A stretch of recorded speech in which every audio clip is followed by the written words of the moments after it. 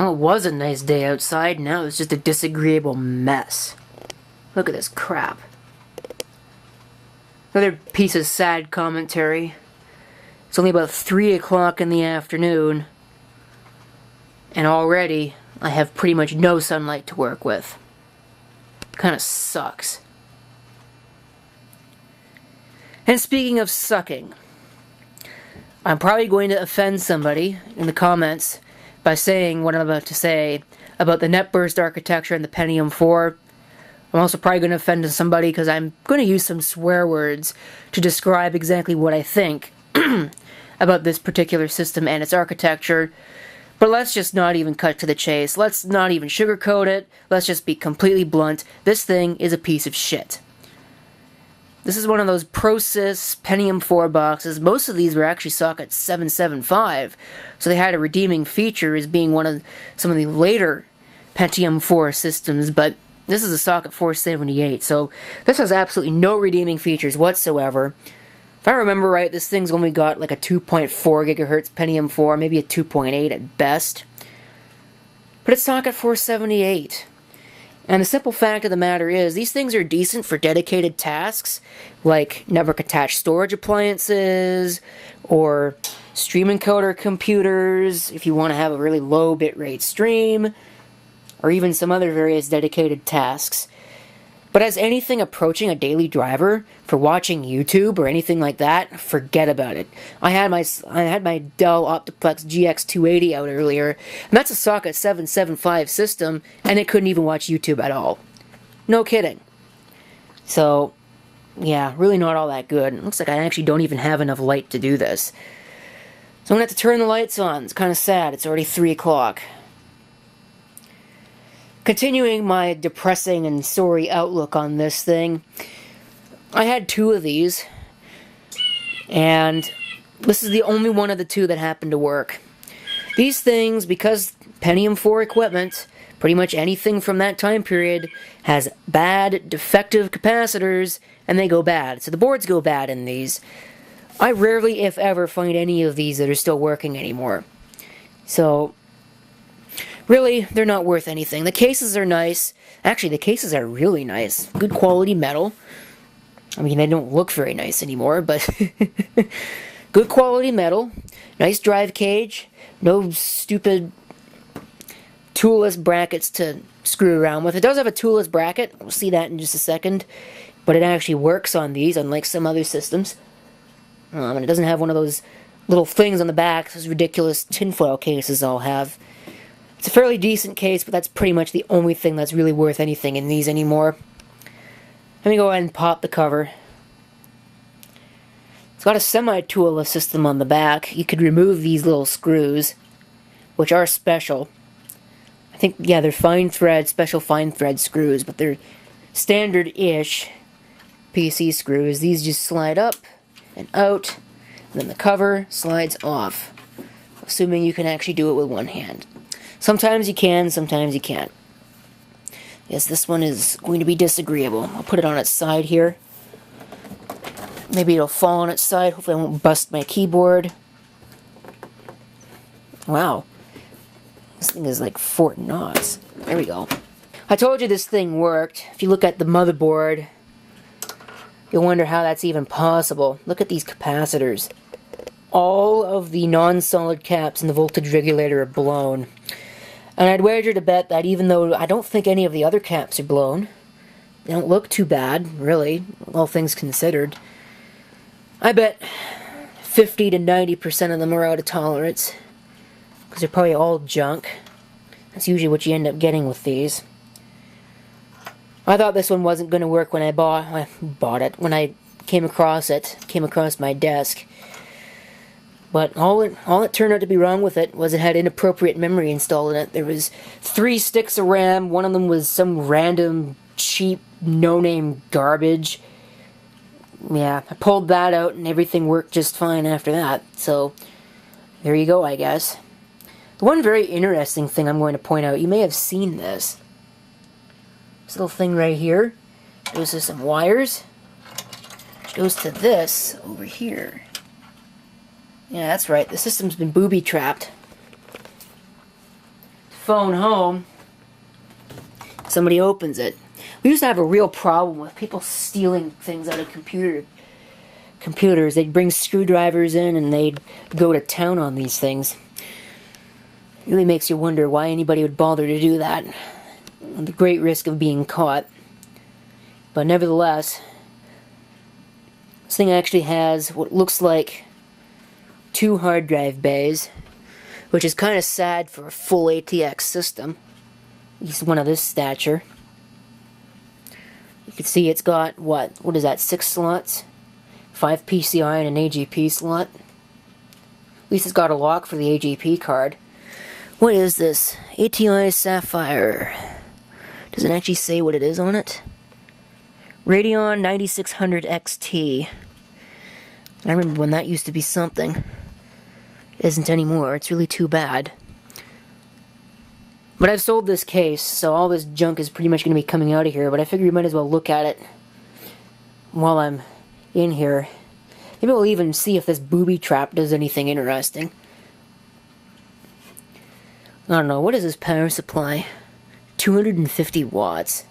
Yeah. I remember when that used to be something too. The optical drives are probably worth something. I could put those into something else. Both of them do work, which is amazing. They don't even have stuck trays.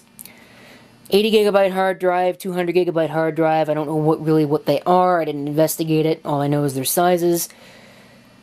Well, I probably did investigate it, but I've slept since doing so, so I don't remember. This wouldn't be too bad of a board when we use decent quality capacitors. It's an Intel board, so it can't be that bad. The fan's probably worth something. Power supply probably isn't. So I think it's one of these old school ones. It might not even have serial ATA. It doesn't even have serial ATA. Blah. I'll go ahead and plug it in and fire it up. That's probably about the only good thing that this video is useful for anyway, so might as well do that. Then in a future video we'll put this board into a new case. So my plan is to put this into the HP D530 CMT case and get rid of all that junk hardware that's in there, which is in even worse shape than this. But I always hate these cases and their motherboard trays with these ridiculous things here. I hate these. These are terrible. Try and get the board off of. Very easy to put the board on, not so easy to take it off, at least not without damaging it. Knowing my luck, I am going to damage it, but I'll try not to. Go and have a look at the ports here. See, we got PS2, pair of USB. Interestingly, there's a FireWire port on the back panel, 1394. Parallel, serial, looks like SPDIF output, digital video output, the optical. 2 ports there for some unknown purpose. Audio ports, Ethernet, 2 more USB, and of course, all the expansion slots. There's USB ports right there, and there is that, the video card. There's a lot of USB ports on this thing. Okay, I got this mess all hooked up. So we'll go ahead and we will push power. Flick the power on, it'll turn on immediately. I'm going to make the assumption that it still works. It does. So here we go. Prosys. Intel desktop boards, integrity to build on. Yeah, right. Not with crappy capacitors. Are those actually serial ATA? I didn't think they were. Huh. I'll have to go look at that again. Push F4 to go into setup. Just typical setup utility. That's 2.8. Processor type is cut off, but it is a Pentium 4. Sometimes it actually works. I guess it didn't work this time. 800 megahertz front side bus. That's not too bad, really. All things considered. 1 gig of RAM. I could probably push that up to 2. Maybe even a little bit higher than that. But with the Pentium 4, 2 gigs is probably realistically the limit here. It's gone back to 2002. That's fine. Ultra RL. Yeah, right. Okay, PCI, I'm not going to touch that. Boot, should be fine. Peripheral, should be fine. Drive configuration. Yeah, they are parallel ATA. I don't know why it called it 3M. That's kind of strange. They're both Seagate drives, it looks like. Probably useful for something.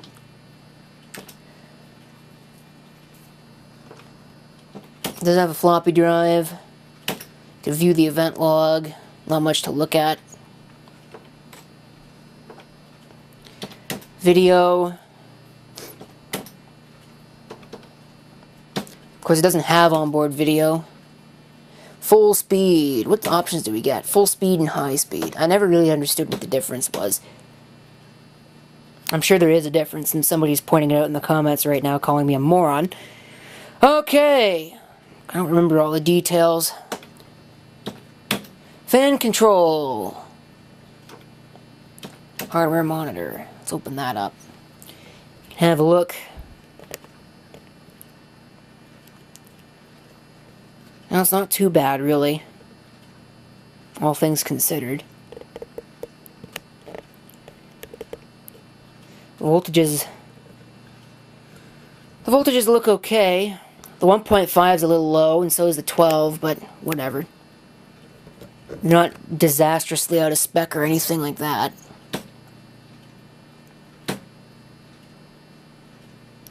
Power failure last state. Of course, I can't remember it, so it's always going to turn on.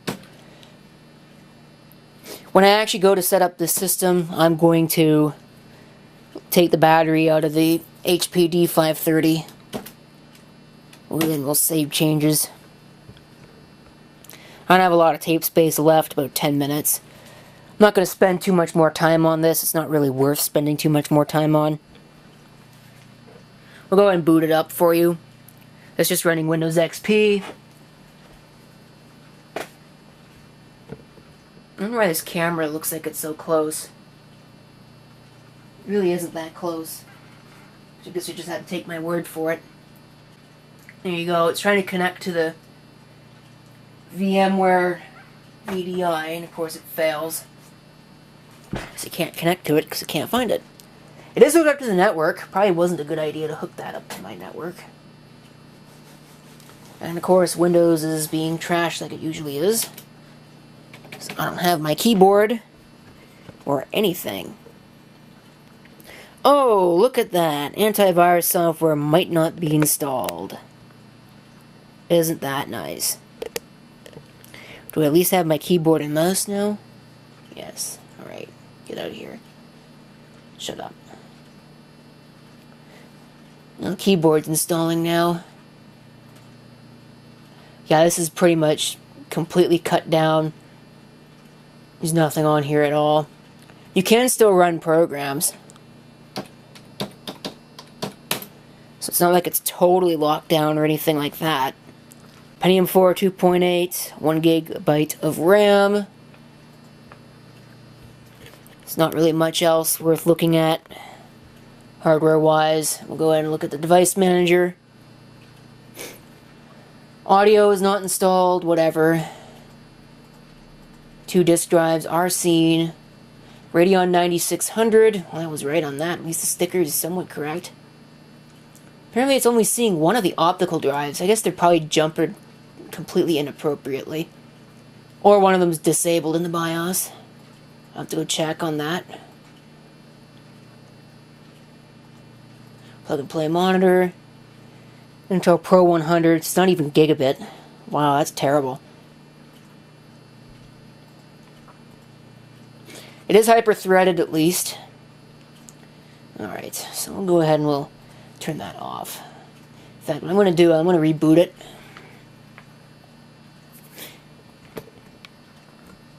I'll go into the BIOS and check and see if that is actually disabled. I didn't look. That'll be the last thing that we do. Of course, it might not even work. Maybe there is some other slight problem with this machine. It had both of the systems had 2 drives in them. A DVD-ROM and a DVD burner. The 2 DVD burners were junk. I don't remember what the key is, if it's delete or what. That didn't work. Give me just a minute here. Okay, it was the delete key. I guess I just didn't spam it enough times for it to go into the BIOS. But yeah, no, it is actually flat out not even detected. Does it even work? Let's go and have a look. Oh, it did work. That one seems to be junk. They both seem to be junk. They were working. And of course, not really a surprise. I guess sitting on its side is causing it to not work. But at least it's getting power. So, I guess there's one thing. I'll have to figure out why they're not working later. I don't really have time. That's pretty much it. I don't have anything else really to show you. So, stay tuned for a future video where I put the board in the D530 CMT case, if that's even possible. But at least for now, that is it for this video. Thank you for watching. If you have any comments, feel free to leave them down below.